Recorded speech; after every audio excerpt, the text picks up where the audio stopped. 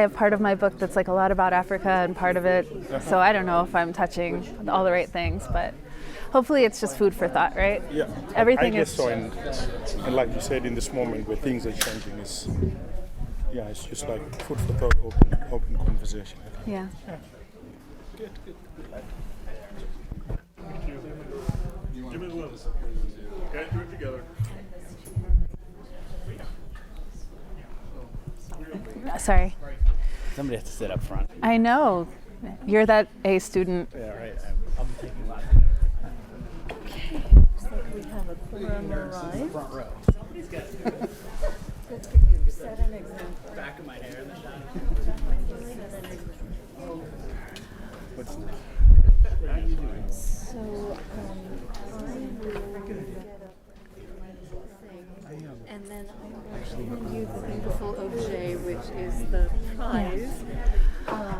So I guess I'm wondering, I need to have my papers. Maybe I'll just...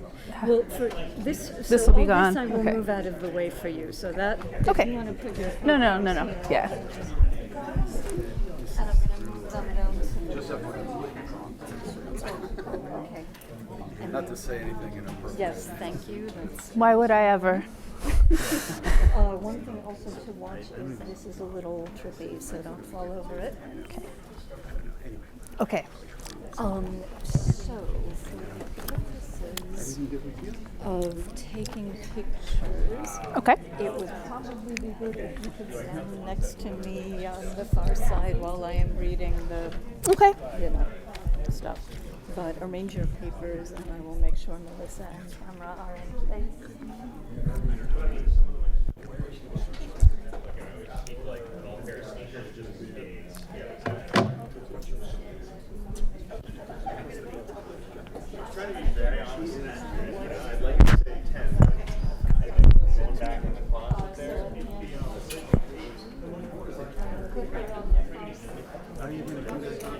So you tell me I get it.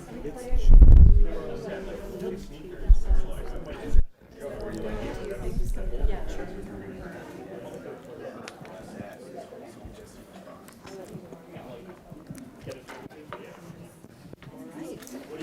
You want me to stand to the side of you? Or, okay. Hello, everybody. Good afternoon. Thanks to everybody for coming. My name is Dori Noyes. I'm the director of the Mershon Center for International Security Studies, and I welcome you to the presentation of the Edgar S. Furniss Jr. Book Award. Many of us do not know a lot about Furniss, but he was a specialist in American foreign policy and the Western Alliance who was recruited to Ohio State from Princeton in 1962 to become the founding director of the Mershon Center. And it was he who developed the center's multidisciplinary focus in security studies and established its national reputation. So this award, created in his honor, is also about advancing the progress of security studies by conferring an award annually on a first book that makes an exceptional contribution to the study of international, national, or human security. The Furniss Committee has quite a track record in recognizing talent because among the awardees have been numbered John Mearsheimer, Barry Posen, Stephen Walt, Audie Klotz, Jacques Hymans, Michael Horowitz, Karen Yarhim-Milo, Jesse Driscoll, Aisha Ahmad, Jason Lyle, Rush Doshi, and Adam Lerner, among others. Today, we present the award for a book published in 2023, and the committee selected Dreamland, America's Immigration Lobby in an Age of Restriction, written by Carly Goodman of Rutgers University-Camden and published by the University of North Carolina Press. The Furniss Selection Committee is made up of distinguished senior scholars from multiple disciplines, and we are especially and enormously grateful to the historian Jeffrey Parker, who has shepherded this committee for the last several years, joined by Laura Dugan of Sociology, Alex Thompson, representing International Relations, and narrative scholar and folklorist Amy Schumann.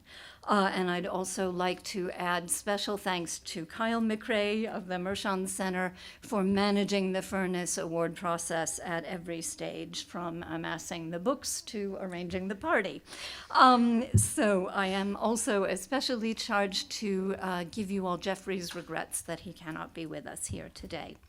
Here's some of what the committee had to say about this book. And for those of you who do not have it, here is the physical object. What the committee had to say is Goodman is a journalist as well as a historian, and her book on the immigration lotteries in the US rests on excellent and thorough scholarship. She tells a compelling story about how a fight over a bill for one thing led to a huge unintentional shift that brought improvements for others. We were impressed by both the breadth of the cases she examines and the careful grounding of her discussion in economic and political frameworks. This well-researched and well-written book covers an important topic from both sides, the countries where the applicants lived, as well as the US, the country to which they yearned to go. Alas, it's very topical. Goodman earned her bachelor's degree from Columbia and her doctorate, also in history, from Temple University. Currently assistant professor of history at Rutgers-Camden, she has a wide range of public and nonprofit experience, including stints at the Nationalities Service Center in Philadelphia and Human Rights First in New York, consulting on a range of public history projects, serving as the Mellon American Council of Learned Societies Public Fellow for the American Friends Service Committee, and she also serves as senior editor of Made by History at Time Magazine, and this is a leading forum for public scholarship on current affairs, which has created a host of opportunities for Mershon affiliates, most recently last week our postdoc Helen Murphy. We have been delighted to have Carly Goodman here today, especially because her plane, which was to have left at 7:30 last night, was delayed in 15-minute increments until about 11:45. So she sailed in rather early this morning and is doing very well considering the little sleep she has had. But we are so glad to have had her meeting today with colleagues in immigration studies from across the university, and we are delighted now to present her in the form of this elegant objet d'art with the Edgar S. Furniss Junior Book Award for 2023.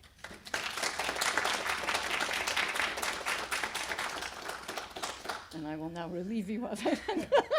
Heavy as the head. Thank you so much, and I think you have a nice little box for it. I do. Thank you. Wow. Okay. Thank you so much for having me here in Columbus at The Ohio State University. And thank you especially to the members of the Edgar S. Furniss Book Award Committee for what is really a humbling and incredible recognition. So I wrote this book and the dissertation before it because these topics and ideas fascinated me. And so it's very gratifying to see this object out in the world. And to see that these stories and this history finds an audience of people who find it just as compelling. As the committee pointed out in their rationale, the work is topical, right? So I'm a scholar of immigration policy, but I'm also a person who cares about my neighbors, the fabric of my community, and the functioning of our democracy. And I'm here speaking to you in what I think many of us recognize as a harrowing moment, a moment that is traumatic and fearful as the president begins to implement his vision of mass deportation, which threatens many millions of people among us. So in Dreamland, I provide some of the historical context for this moment, specifically about how the US has expanded immigration restriction and enforcement since the 90s, and how efforts to curtail immigration to serve a narrow vision of American identity have made life more difficult for many, many people. And what we're seeing in our communities today, in the early days of the second Trump administration, has roots in this history. He's not the first to treat immigration as a threat. He's not the first to threaten to use Guantanamo as a lawless prison to hold migrants. He did not construct the machinery now being deployed to enact his vision. Restriction is a part of my book's title and a very important part of this recent history. But in Dreamland, I also try to tell an alternative story alongside it. And that's the story I want to share with you today. It's actually, I mean, maybe I'm aging myself here, but it's really not so distant in time from our own time. For a history book, talking about the 1990s is pretty recent. And so the story I tell is a story of the United States creating opportunities for mobility and benefiting from the immigrants who choose to come here, inviting people to bring their talents and families to build lives here, seeing immigrants as people. All of this is possible for the United States to do. I became fascinated by the US diversity visa lottery almost 15 years ago when I was traveling in West Africa. I was just a tourist, years away from getting a smartphone, and I wish I didn't have one now. And every few days I would stop at an internet cafe to check my email and make some plans, some logistical plans. And one day I noticed that people at nearby computers were looking at the US Department of State website, or knockoffs of the real thing, looking for information about how to enter something called the diversity visa lottery. And I knew nothing about it. By that point, I understood basic things about our immigration system. I knew people fleeing violence or persecution might become refugees or asylum seekers if they could make it to the United States. But what about people who simply wanted to migrate and live in the United States? What were the pathways available for them? As easy as it was for me to travel to Ghana and later Cameroon as a tourist and then researcher, I recognized that it was almost impossible for Ghanaians and Cameroonians to come to the United States as legal immigrants. And the visa lottery is a program that opened up that possibility for people. And I had questions. Is it really just a lottery, right? People playing a game for the chance to uproot their lives? Why would the United States select immigrants this way? And why hadn't I heard of it, right? It had taken a visa and an airplane ride across the ocean for me to learn about the existence of a major category for immigration admissions to the United States. But the program had flown largely under the radar here in the US. It loomed very large elsewhere, right? The countries that I was traveling in, like Ghana and Togo. There it represented, for the vast majority of people, the only way they might ever emigrate to the United States. And so this program was a big deal, even though the odds of winning one of these visas is very, very low. Millions of people might enter in a given year, but the number of visas people in a given country might win is numerically capped at 7% of the total. Typically between 3,000 and 4,000 is the max, and most countries get far, far fewer than that. But in an unequal world with steep barriers to people's migration, the possibility of winning, however narrow, makes it worthwhile for people to try. Do we know what the visa lottery is? Here, I made a slide about it, right? Here's what you need to know. Each year, about 50,000 immigrant visas are made available to people from countries that have sent few immigrants to the United States. Nationals of these low admission countries who meet certain criteria, like having a high school diploma, are eligible to enter. And so to apply, applicants register in a cost-free global lottery during a period of time each year.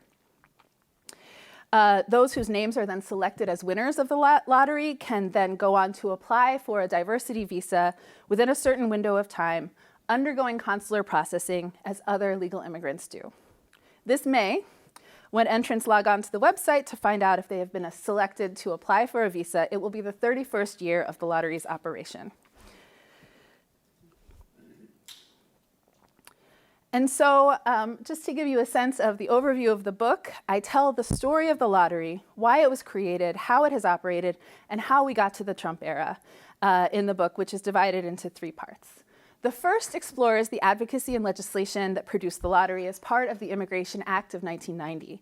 Policymakers, I argue, leveraged the language of diversity at the precise moment it was coming into prominence in the United States in order to create a program that they intended to help white immigrants.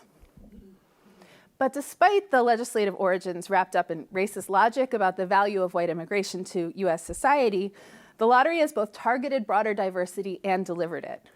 The second part of my book then situates the lottery's operation in several African countries where the program had particular resonance in the 1990s and 2000s.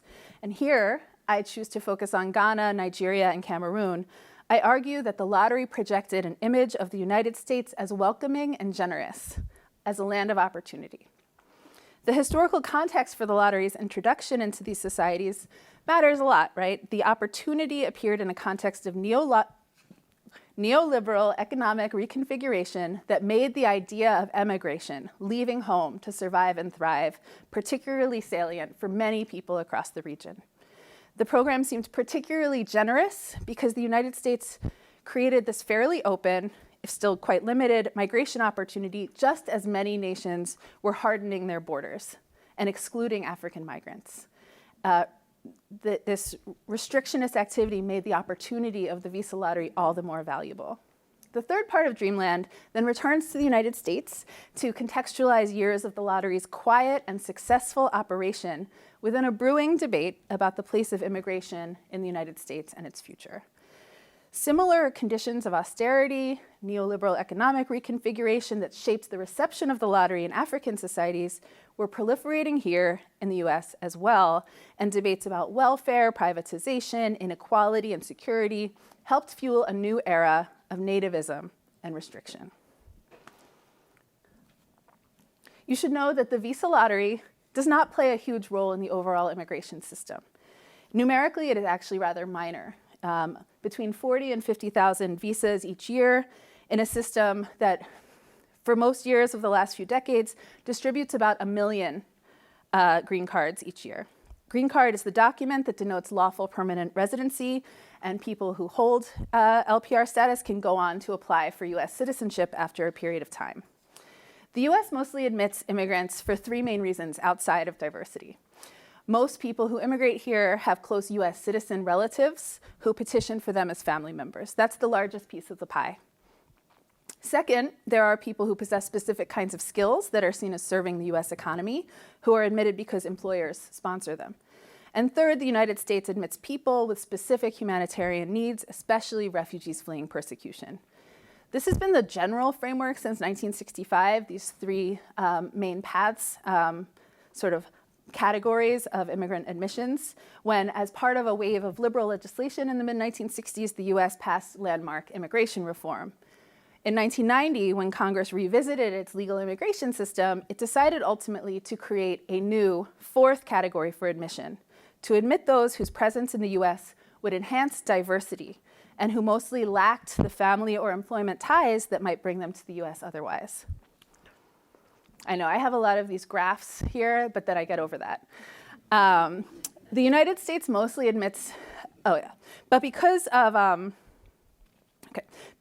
longstanding restrictions on African immigration through those other channels I spoke about, and because of enthusiasm for the program, Africa as a region has received the most diversity visas, with Europe receiving the second most. And this makes the visa lottery particularly fascinating. The United States invented a new category for immigrant admissions in 1990, specifically dedicated to increasing immigrant diversity, one that has disproportionately benefited African immigrants long shut out of other categories. And you can see in some years, Africa as a region receives up to half of the diversity visas that are distributed. Again, I'm going to say 1990 wasn't terribly long ago, even though it's long before many of our students were born. And yet it's unthinkable, right, that Congress would create a visa category like this today, let alone initiate a system that would select random African immigrants to admit, let alone do so under a title that is now a forbidden word, diversity. I should be clear. Back in 1990, Congress did not necessarily have in mind the goal of increasing opportunities for African immigrants. Instead, the program came about in response to a persuasive, if surprising, activist movement. In the mid-1980s, representatives of undocumented Irish immigrants organized and lobbied for access to immigrant visas. They worked closely with policymakers to push for a category of visa that didn't require family or employer sponsorship. These activists were part of a cohort of Irish immigrants who had to leave Ireland during an economic downturn. Those who came to the US expected that they would be able to do what previous generations of Irish immigrants had done: come to US shores, work hard, plant roots. But unlike the Irish immigrants of the 19th century or even the 1950s, few could get an immigrant visa. Instead, many arrived on temporary visitors' visas and stayed beyond the terms of validity, becoming undocumented. Now, the 1980s was a time of increasing scrutiny on immigrants' legal status. Congress was starting to have hearings about undocumented immigration, and in 1986, the US passed a law that aimed to crack down on undocumented immigration once and for all. In the media and in Congress, there was a lot of talk about so-called illegal immigration. And most of the time, people who complained about undocumented immigration were referring to Mexican immigrants without authorization. But the Irish found that they too were considered illegal. The problem was that they couldn't qualify for a visa without a close US citizen family member to sponsor them. Employer sponsorship was onerous and inaccessible. Many were experiencing an economic crisis at home, but they weren't victims of persecution, so they didn't have asylum claims. They were out of luck, but they soon used the media attention that they received to their advantage. So, feeling under threat, seeking a way to get legal, this community launched an advocacy effort, including the group, the Irish Immigration Reform Movement, that gets shortened to IIRM. They moved through different arguments. They argued that Irish immigration was so central to the American experience that Irish contributions should be rewarded with visas. They appealed to Northeastern politicians with Irish roots, who they thought would be sympathetic to their plight. They also argued that the US should prioritize admitting who they called independent immigrants, that is, people without existing family ties to the US. Doing so would attract the kind of plucky hard workers who'd come in vast numbers in the 19th century and built the nation as it expanded westward and industry exploded. Admitting independent immigrants would affirm a story about the enduring power of the American dream and the idea that this was a nation of immigrants. That's in quotes. It was an argument articulated in colorblind terms, but that nevertheless evoked images of historic European immigration. Policymakers in Congress were open to these arguments. It didn't seem fair to them either that these people, hardworking people, young people, just trying to build their futures, Irish people, English-speaking people, white people, people who seemed very much to belong, were being excluded by a harsh and punitive immigration system. Now, to really broaden support for this idea of admitting immigrants without family ties to the US, without particular skills, and without special humanitarian need, the Irish ultimately landed on the concept of diversity. Now, as I explain in Dreamland, this is savvy. Diversity as a core US value was ascendant in many American institutions at the time. Diversity as a concept is deployed as a rationale for the state's interest in addressing lasting racial inequality. But it was a watered-down substitute for more assertive efforts to make American institutions truly equitable. Diversity was compelling because it was framed as a positive value that would benefit everyone. The idea was that to navigate a diverse country, to navigate a diverse world, an increasingly interconnected, globalizing world, exposure to people of different races, genders, and backgrounds in college, in corporate boardrooms, would benefit all students, all employees, including white ones. Wary of being accused of reviving the dreaded and racist restrictionist system that predated 1965, advocates and policymakers embraced the buzzword. Calling their goal diversity could deflect criticism that they were advocating for more visas for white Europeans, which is what most of them were doing. Some policymakers did note that immigration had become increasingly Asian and Latin American since the 1960s, with waning numbers of Europeans. By the 1980s, 80% of immigrants were Asian and Latin American, a substantial reversal of the patterns of the mid-20th century. And because of this family-based system, new immigrants tended to be followed by others from the same country of origin. So in this light, adding visas for the Irish, who received hardly any immigrant visas at all anymore, would diversify the origin countries represented within the immigration stream. Policymakers like Alan Simpson, Republican senator from Wyoming, had expressed concern about how Spanish-speaking immigrants were failing to assimilate to the US and how this population might erode US unity. He saw admitting independent immigrants from countries then underrepresented as a solution to this linguistic and cultural separatism. If immigrants came from a diversity of countries, this reasoning went, they would have to adapt to mainstream American life instead of forming enclaves or transforming it altogether. You can see here in the 1990 Time magazine cover questions floating about demographic change, about the diminishing power of white Americans, which framed this debate about immigration, and which will look very familiar to us as it rehashes the Great Replacement theory, now breaching the mainstream again. So in this light, diversity meant admitting more white English-speaking, or perhaps more importantly, non-Spanish-speaking immigrants like the Irish. The arguments were successful, and Congress created both a series of temporary lotteries that favored the Irish quite specifically, and a permanent visa lottery that was more expansive. In crafting the permanent program, Congress adopted a system of allocating the visas that would appear on its face neutral. Here I have a note from the IIRM records written internally on a draft version of a memo from IIRM to then Congressman Chuck Schumer, with whom the group was working to craft this legislation. We ought to say straight out that we do not feel there should be any requirement to produce a system which is so neutral as to create spaces, i.e. visas, for countries and whole regions of the world, such as Africa, where there is currently no demand and, more importantly, no lobbying activity on their behalf. The Irish advocates and their allies in Congress recognize, right, that this restrictionist system, this family-based system that's leaving out Irish people without close US citizen family members is also leaving out Africans who are excluded. But they saw no reason that the program should serve their needs, only that it be framed in the neutral terms needed to pass. I think it's fair to say, if you read the middle of my book, that there was demand for immigrant visas from Africa, but it was perhaps not visible to policymakers in Washington, D.C. in 1989.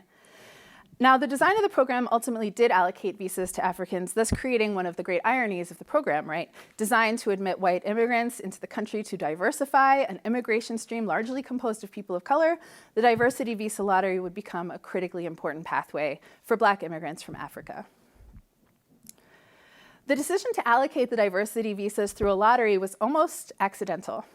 Alternative proposals, such as a point system that would have rewarded educational achievements or English language skills, were seen as too elitist for some to support, as well as very burdensome to administer. The more requirements, the greater the risk of fraud, officials calculated, and so random draw was decided to be the simplest way to do this. It's a contingent choice, but it's one that helped make the lottery globally very popular, as I think these photos show people rushing to post offices in Virginia and then in Bangladesh, respectively, to get their lottery entries in.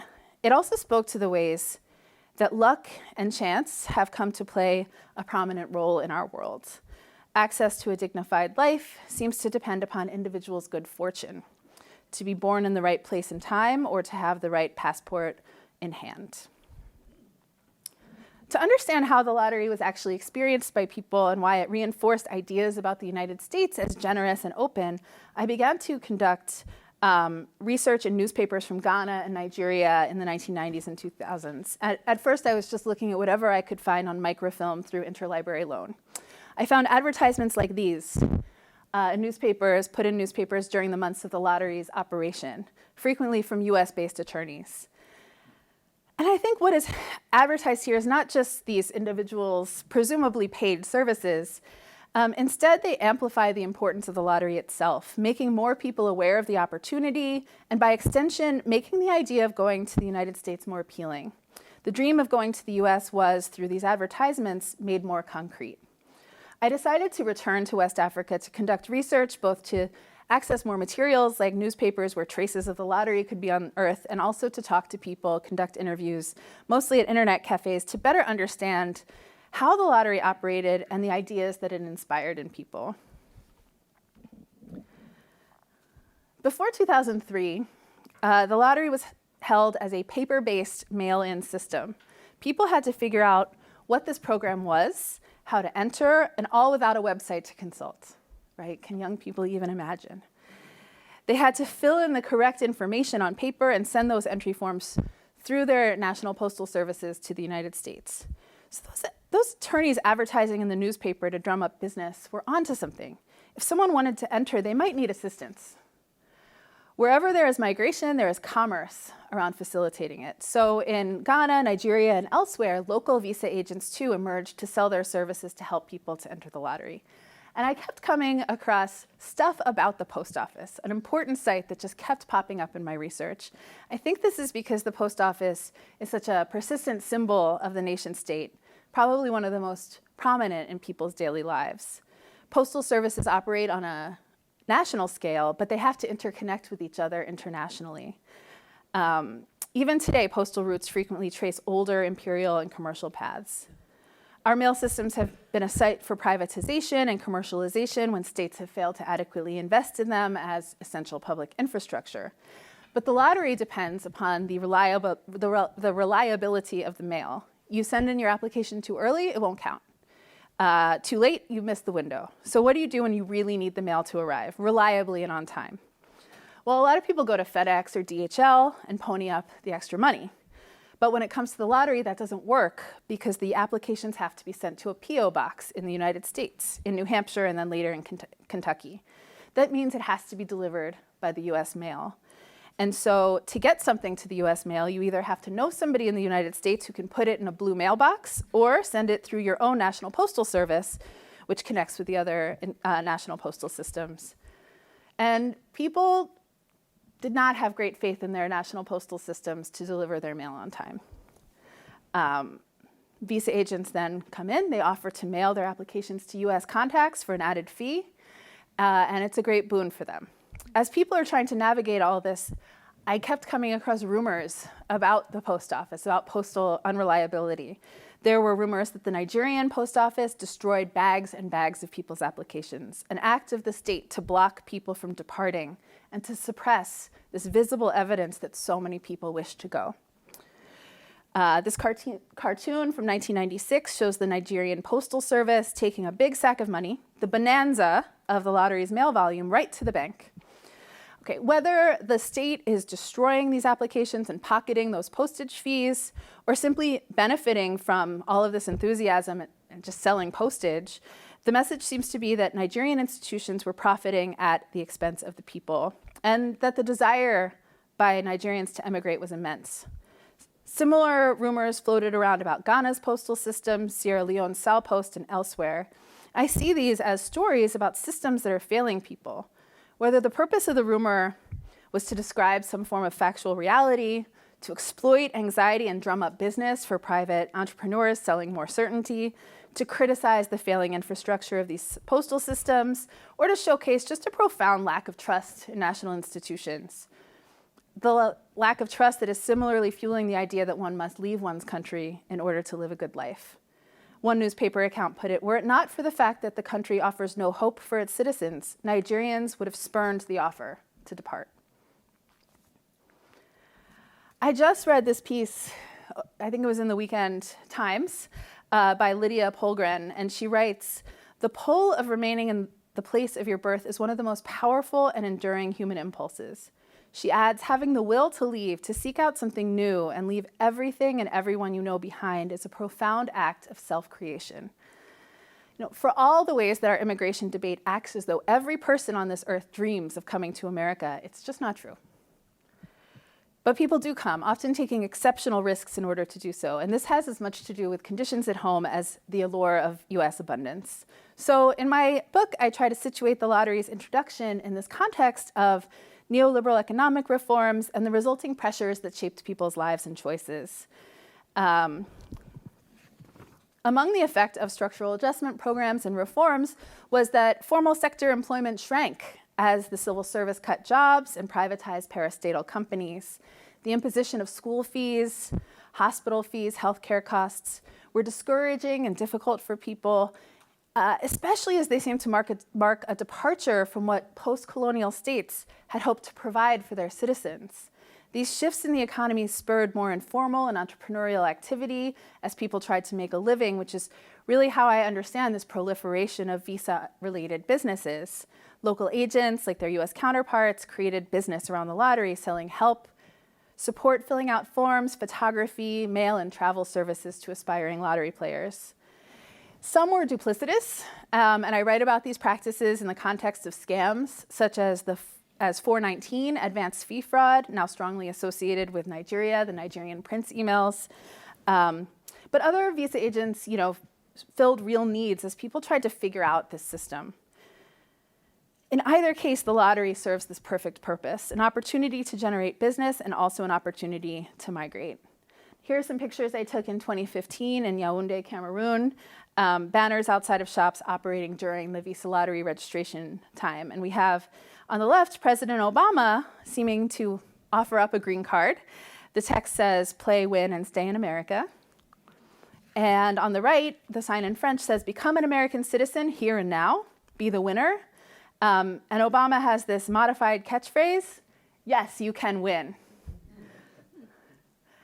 What I'm grappling with in the book is how the lottery is created in this broader context where permanent emigration was taking on greater importance for people, especially compared to the early years just after independence. With shrinking opportunities at home, people looked elsewhere, and this idea that people must seek greener pastures abroad became common sense. It came at a time, though, when European countries, as well as the United States, were erecting greater barriers to migration and criminalizing people's migration. Visa denial rates, even for temporary visas, student visas, people trying to come for a conference from African countries, were and remain very high. And so the United States and European countries they're refusing these temporary visas in order to stop people from overstaying and living without authorization and this zeal to keep people out. And so I think because of these local conditions exacerbated by structural adjustment and these global limits on mobility, the marginalization of African people, the visa lottery took on outsized importance. I visited many internet cafes in 2013 in Ghana and 2015 in Cameroon, well after the system had shifted to an online entry system in 2003. And so these became really important sites of the visa lottery's operation. These shops could charge for computer time, but also self-styled experts could help applicants navigate the State Department website, fill in the forms, upload their passport photos, and retain records of their entry. So this is the MyCom shop in Tamale in northern Ghana, where people told me all about American abundance, phrases like God's own country, this land of milk and honey, and of course, an old classic, the streets paved with gold, all helped sell a vision of America as a dreamland. These mythic ideas at the very same time are being reinforced by the US export of its own culture through commerce, media, advertising, and products. Now also visas, selling that same message. A lot of people mentioned that the US created the lottery to benefit Africans specifically, to allow ambitious individuals to get better jobs, to send remittances home to support their families and communities. And of course, as I've just talked about, this is not why policymakers created the lottery. But the interpretation makes sense because this is what people observed. Lottery winners leaving home, going abroad, and sending back funds that bolstered the whole family, paid for those school fees, paying for the hospital fees.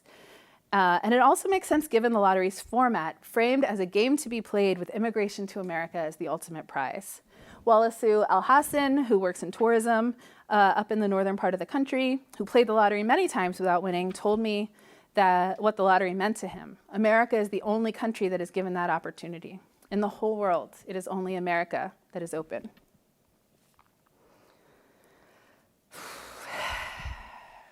In the third part of the book, I return to the US, where I trace how enduring xenophobia and anti-Black racism undermined the promises at the heart of the visa lottery, that Africans would have full access to American abundance and inclusion, and that the US understood its diversity as a strength.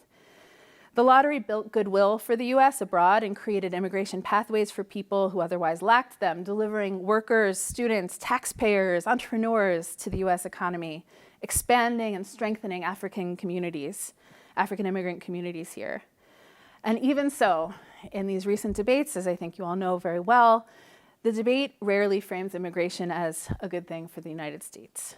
Restrictionists have sought to eliminate the visa lottery from before it was even created, and then continuously through the 1990s and 2000s and 2010s.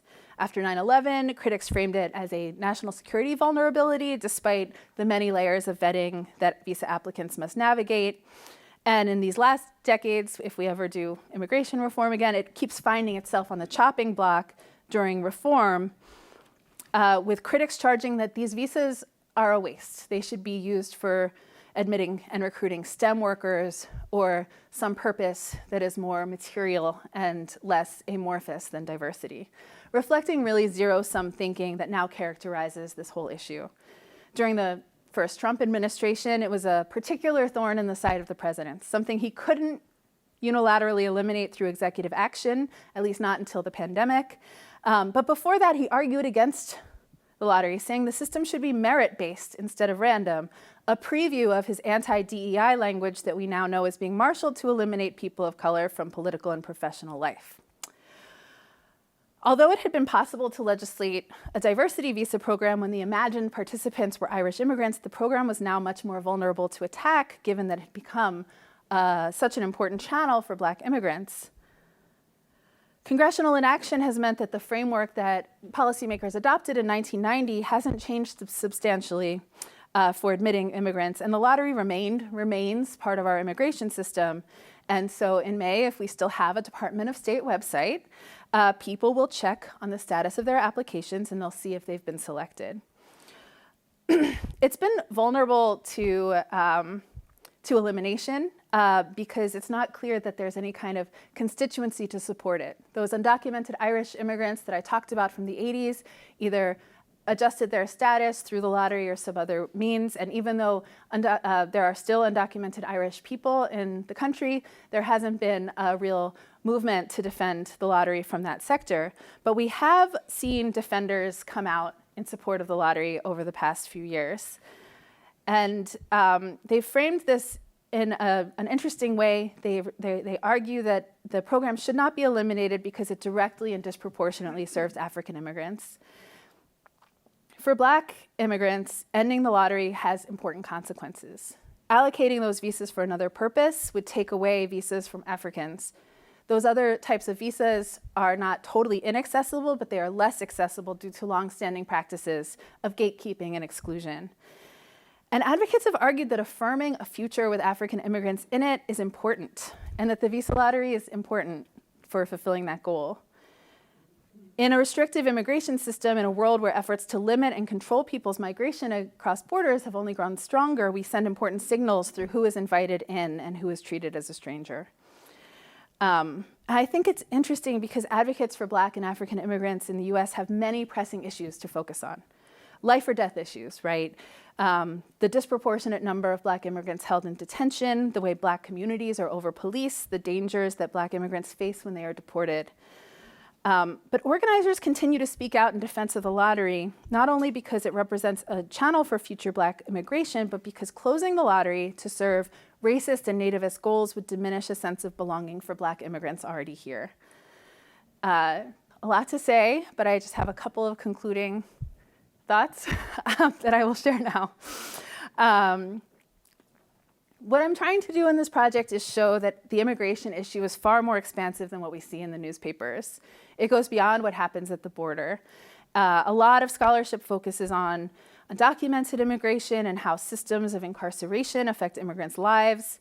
It's really vital and important work because we want to understand the infrastructure of our present moment.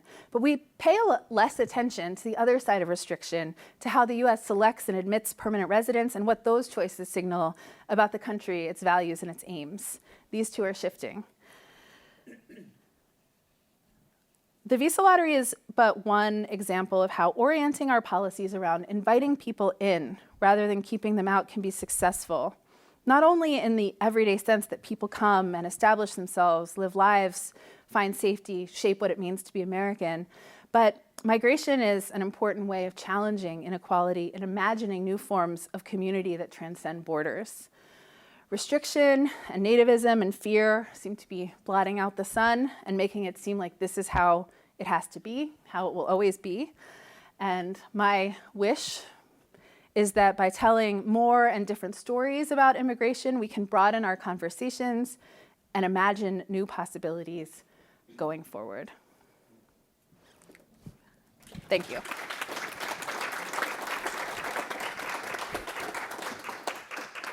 And I'm sorry I went over. You're quite all right. Okay. Would you like to field your own questions, or shall I? Yeah, you can have a seat. Thanks. Oh. we using mics or are people just speaking? Okay, just please speak for everyone to hear you. All right. I don't know anybody's names, so that's why you offered, but please. So I wonder, I'm fascinated by this, by the beginning of this program is being related to the Irish and Irish advocacy, and I look at the timing and I wonder about the Eastern European situation. You have plenty of white people from Eastern Europe who are looking to come through non-Jewish, non-family paths in that first 1990s. So I wonder if you could talk about how that situation fits into the African situation. I don't know if I can speak to how it fits in with the African situation, but you're absolutely right that there are a lot of Polish people and other Eastern European people who are undocumented in the US in this very time period. And I guess they've sort of been forgotten in the popular imagination of undocumented immigration, but very important, and especially sort of regionally in places like Chicago. They're not as present in terms of their advocacy in Washington.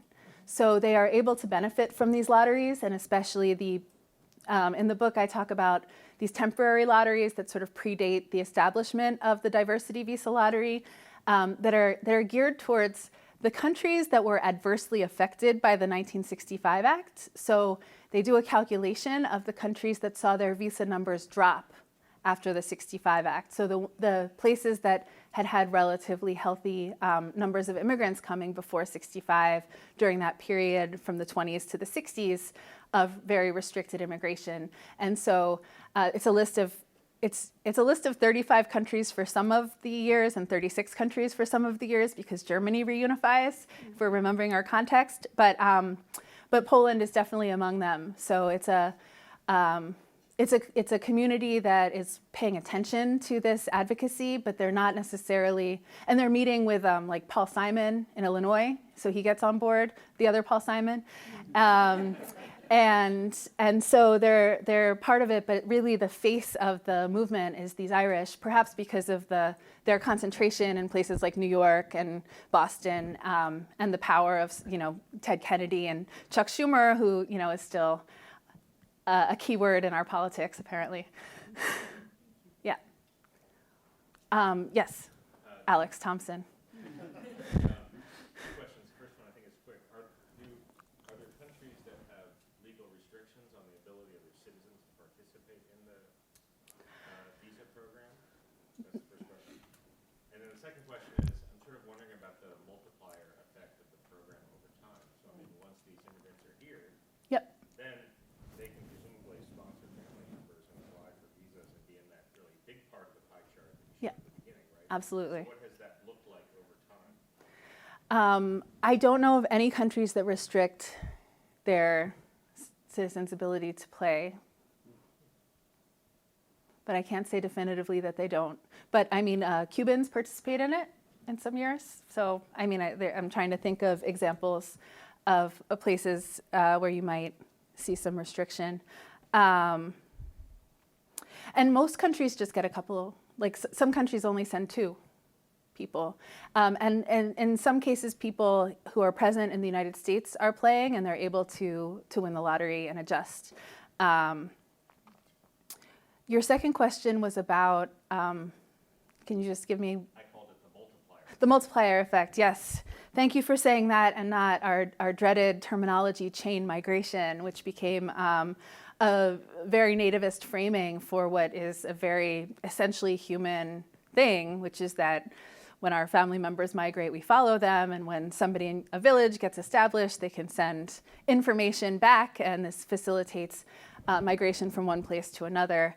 It's not nefarious, it is mutual aid, but it absolutely has this multiplier effect so that this history can't be erased, right? So if the visa lottery ends, there are still people here who can petition for their relatives to come through the family system, as long as that exists as well, right? So, and I think, yes, and I tried to make the point late in the book that it's a bigger deal than just this program because it creates these opportunities for people to participate in these other channels of legal migration. But I don't know if you wanted numbers or something. Okay. Yes. Yeah, could you talk, has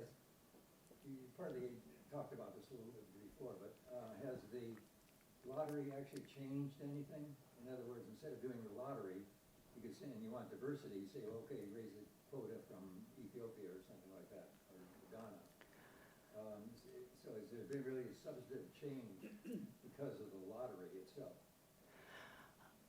You're asking if If they just did it the old way, would there be very much difference? the old way?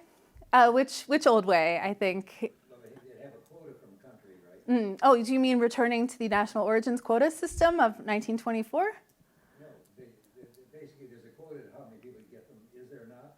There's not. There's caps. So there's numerical caps for the categories that are per country caps, which is causing some very interesting problems for certain people from certain countries.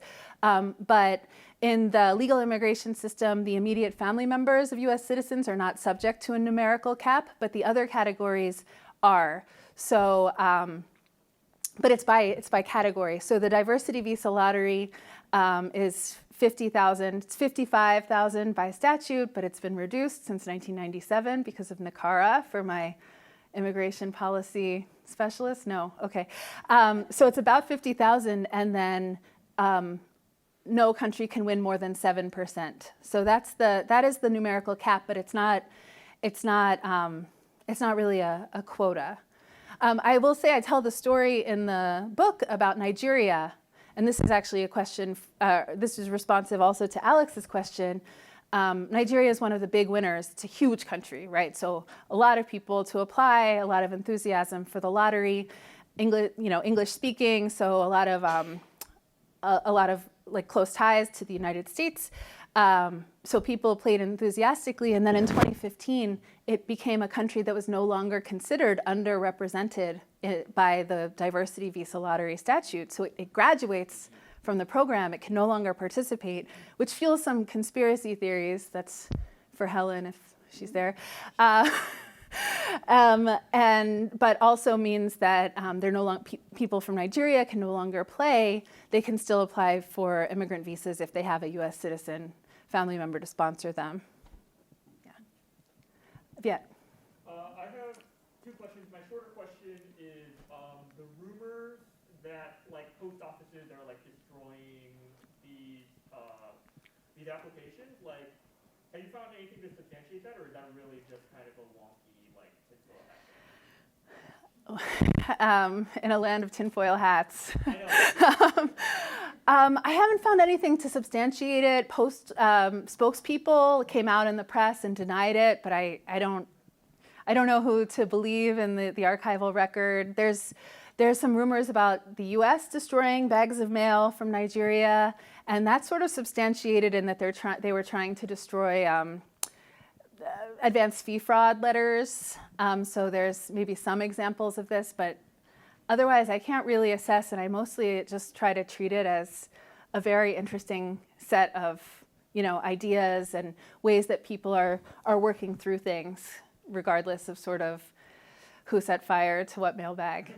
My other question is, in your photos and kind of in the materials you provided, like the image of like American soft power is like really almost omnipresent, like the Coca-Cola sign, the like Barack Obama, like yes, we can win. Do you see those, especially kind of as they're applied to sort of the visa lottery kind of programs? Do you see that as like a cynical attempt to like just kind of get people to kind of come inside and like try them up, or do you see it as earnest? And like, what do you make of it essentially? Yes, I think that's all there. I think people are trying to, entice customers because this is what they're supposed to do in a free market, society. I think some of them are buying into it. Some of them are telling me about how they just have the special touch that they've had winners from their cafe, and as far as I can tell, there can't really be any particular reason why people from one given cyber cafe versus another would have won, other than not having the entries disqualified, right? So basic competence being necessary, but I was I didn't talk about it here, but I've always been fascinated by things that I've heard, which is the way that the experience at consular interviews is just a humiliation, and that consular officers just turn people down, and they're under tremendous, pressure to keep visa acceptance rates low. And people are paying very high fees to even apply for these things. And then they get the interview and maybe they get a few, 30 seconds or 2 minutes with an overworked, low-level consular staffer. And then they get a refusal with no explanation, right? Because it's not sort of statutorily required that they have a reason other than, visa overstay risk.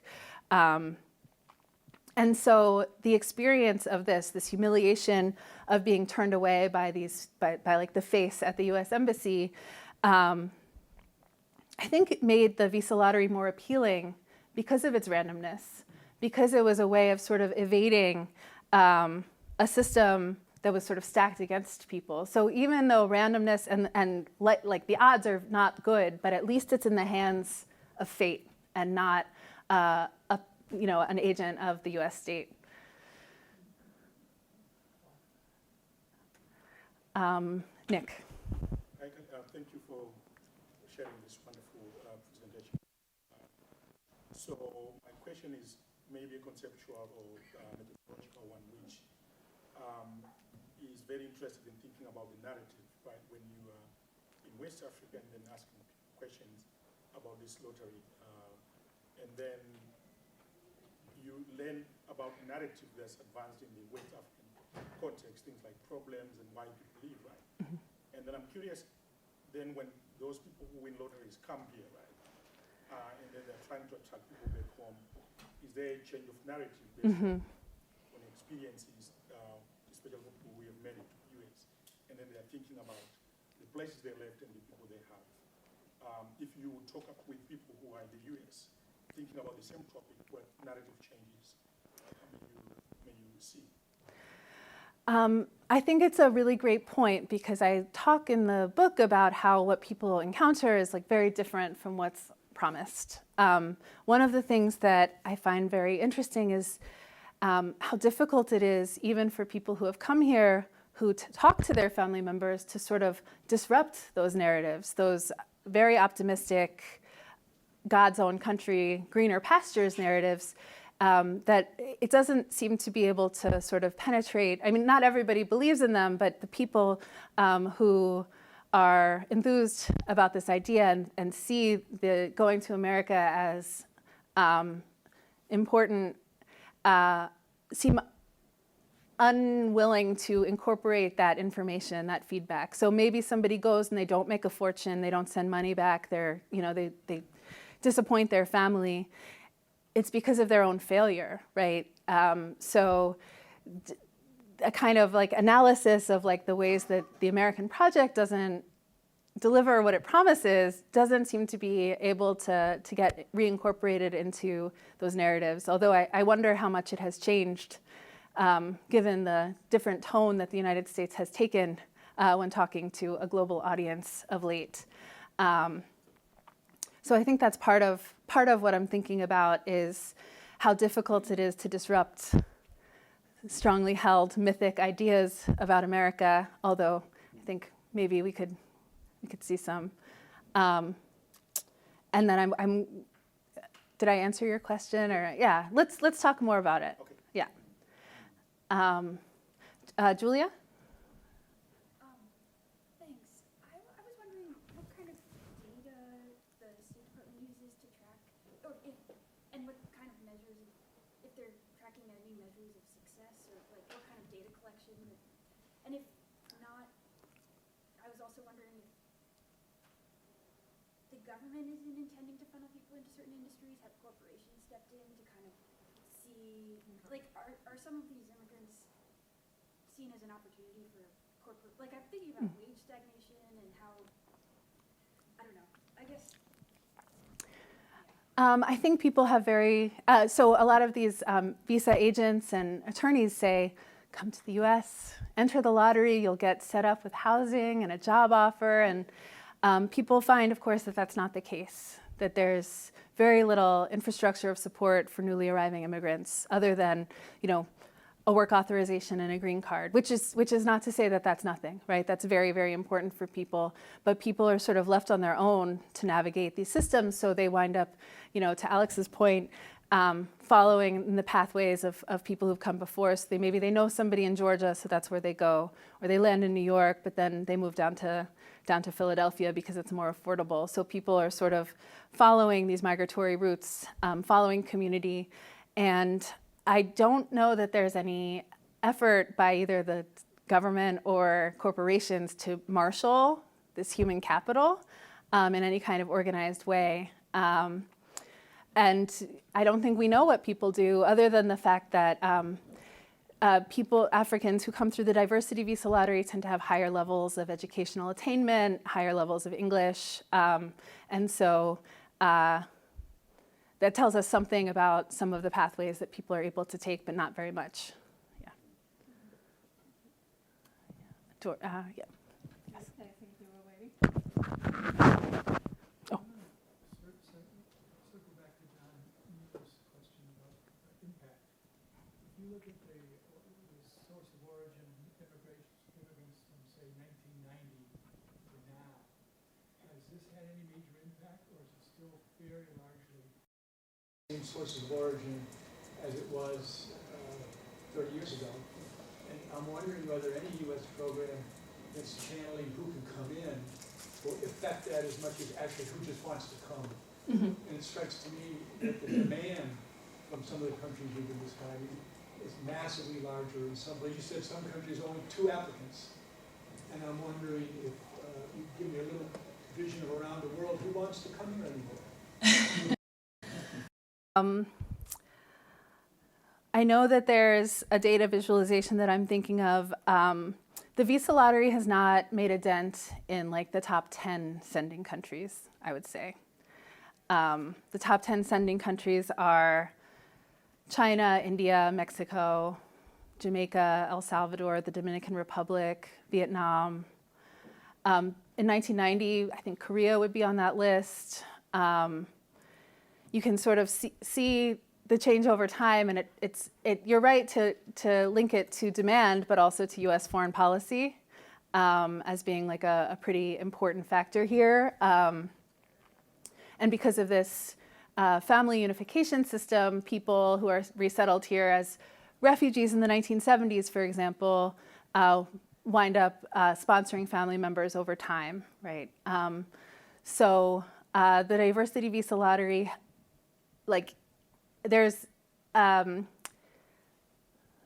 every African country is represented over the course of the last 31 years, but it hasn't made a dent in sort of what are the largest immigrant groups and largest immigrant communities in the United States. And in part, that's just because of the small numbers. And also, I don't know if we're talking about just LPRs or all immigrants coming to the United States, but it's very hard. It's harder for some people to physically get here than others, although I think the policy restrictions are the biggest obstacle.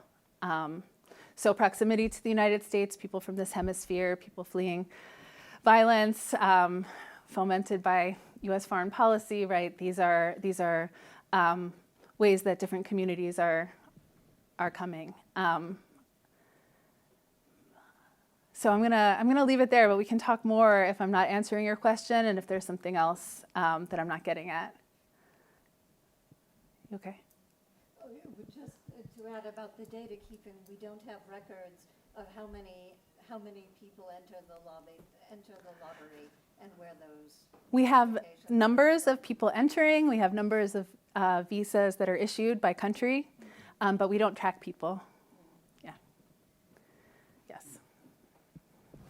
I'm just curious about the political scene at the time when visa lottery became law. I think, was it in 1990 you said when it became? So at that time, Bush 1 was the president and the Congress was controlled by Democrats, if I remember correctly.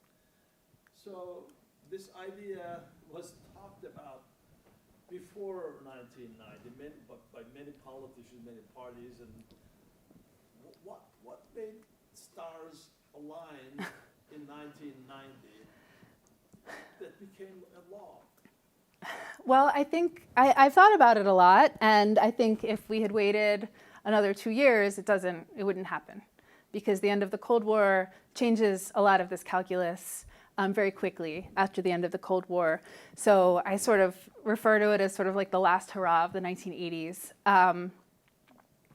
I think that I mentioned that the immigration reform debate has been shaped by this zero-sum thinking, that like we can't, we're going to take visas from here and put them here. But in 1986, Congress passed the Immigration Reform and Control Act, IRCA, and this was a big push to address the undocumented immigration problem.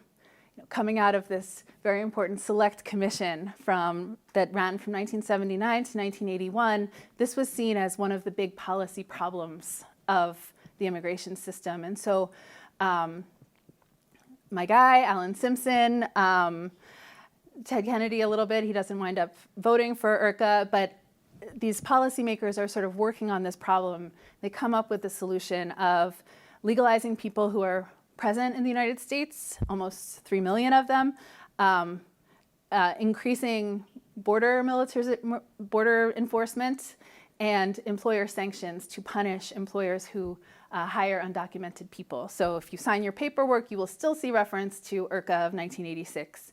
This passes in 1986. It's a big bipartisan law. It has balance, right? It has something for people who want to regularize the status of people who are here, and it has these punitive elements that are geared towards stopping new people from coming in without addressing any of the underlying, of course, like economic structures of the United States. So then Congress, which was ambitious, like these are ambitious policymakers at the time, right? They actually want to pass legislation. They are able to then say, well, we addressed undocumented immigration in IRCA. It's now time to look again at the legal immigration system and whether it's serving the national interest. So they have this like window of time in which to really try to think about how the legal immigration system is working without the politics that drag down every subsequent immigration reform debate, which is what are we doing about undocumented immigration? And so in that interim time, they're doing some temporary lotteries, passing one-off bills, and it's just kind of works. It's functional, it's not a problem, and it gets folded into the Immigration Act of 1990. And a very interesting thing happens with Joe Moakley, who is a Boston congressman who is the chair of the Rules Committee, and he uses his position as the chair of the Rules Committee to do some of that like legislative finagling, where he's able to sort of push through a version and strip out bad amendments. And he does this because he's passionate about another portion of the Immigration Act of 1990, which is a vast bill that has much more than the diversity visa lottery. But he wanted to create temporary protected status for Salvadorans because he was moved by the plight of the Salvadoran refugees in the Boston area who came to him and reminded him of his own immigrant roots. He was respectful of these people. He had a legislative assistant named Jim McGovern who was very, very interested in Central America. And so they were doing fact-finding missions to El Salvador.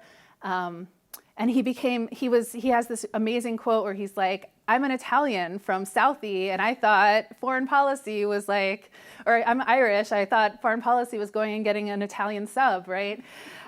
He's a very like, what do we call this, bread and butter kind of politician, but he's really fascinated by, and I think he really cared about the Salvadorans, and he had been trying to pass these one-off bills to give them protection from deportation, and he ultimately gets temporary protected status, which people didn't used to know about, but I think you know about, into the statute of Immigration Act of 1990 with protection for Salvadorans baked into that first law. So he's determined to get it to pass, even though I'm being very nostalgic and sunny about how Congress was functional, like it almost doesn't pass, but then Joe Moakley makes it happen. So, but I think it's important, right, that this was not a zero-sum thing, right? So if it's Mostly Salvadorans or,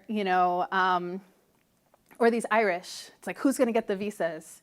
And at the time, they have the space to sort of say, we're going to create this, and it's fine. We're going to expand the we're going to expand the numerical limits for illegal immigration for, the last time, and not face political blowback for doing so. So it's like a pretty special little window. Yes. Thank you so much. This is such important work, especially right now. I have a pretty straightforward question. I'm just wondering if people who came here on lottery visas, what is their permanent status? Are they fully naturalized? I mean, is their status at all at risk? They can't be deported at this point. They're naturalized, their children are born here. Okay, let's take as a given the current legal system and constitution, right? Birthright citizenship is real. So people who receive a diversity visa have LPR status. And that means that after 5 years, they can apply to naturalize as citizens. It means that any children born here are US citizens. No ifs, ands, or buts about that. But that doesn't mean that they're not removable, right? So our deportation machinery doesn't just target people without legal status, it also targets people with legal status who have contact with the criminal legal system. We passed this draconian law in 1996 that made people deportable for things that they might have done 20 years earlier. So anybody who was still in LPR status, who didn't naturalize, becomes removable. And so legal status, LPR status, that puts you on this path to citizenship. Work authorization, very good. But it does not mean that you are protected from the threat of deportation. And so I just want to make that clear. Yeah. Chris? I wanted to ask about the sort of layers of goodwill that accrue over time from the diversity visa lottery. And in particular, you started with not knowing about it, and most Americans probably don't. Mm-hmm. And most people in the world probably don't. And yet, in lots of the places you studied, maybe the majority or significant minority know about it. So how does that goodwill operate as foreign policy, as kind of broader messaging? Yeah, just flesh that out a little bit. And particularly if we're thinking about like the past, right? Yeah. So thinking about the 1990s, early 2000s. Oh, the history, yes. Stop asking me to predict the future. I found some really interesting cables in WikiLeaks when I was doing my dissertation research where like someone at the Moroccan embassy had done an interview with local people, and they found that that public opinion about America was better in Morocco than in other countries, and they attributed it to the visa lottery. And I found a couple of those where people were like, this is just something that people really like about the United States, that we offer this. It's not to say that it's not without problems, or when things get screwed up that it doesn't, blow back and undermine that goodwill. But the fact that it was real, and again, like most of the people that I talked to didn't conceive of America as being as restrictionist as Europe. Because I think a lot of US restrictions are targeting other populations, especially then. And so they just found it to be a signal of openness that we would even do this at all. I don't think that I fully answered your question, but I'm running out of steam. I think it's been a difficult time to organize our thoughts. I don't know if anyone else is experiencing that. But yes, and I have a daycare emergency popping up here. But I want to talk more about it because I just want to make sure that I'm giving you your bang for your buck here. Well, with that, arrived at 1:30 this morning. Let us thank our teacher for this. And I just want to thank you all for being here, for being engaged, for thinking about immigration. It's important that we talk to each other in person right now and that we share what we know and how we're thinking about navigating all of this. Somebody at lunch today was saying something that I've said before, which is that one of history's great lessons is non-inevitability, right? We can go back and find paths not taken, we can find alternatives. And so remembering that our current moment is not the only way that things have to be is really important, I think, for us as we try to imagine and build different kinds of futures. So let's build together.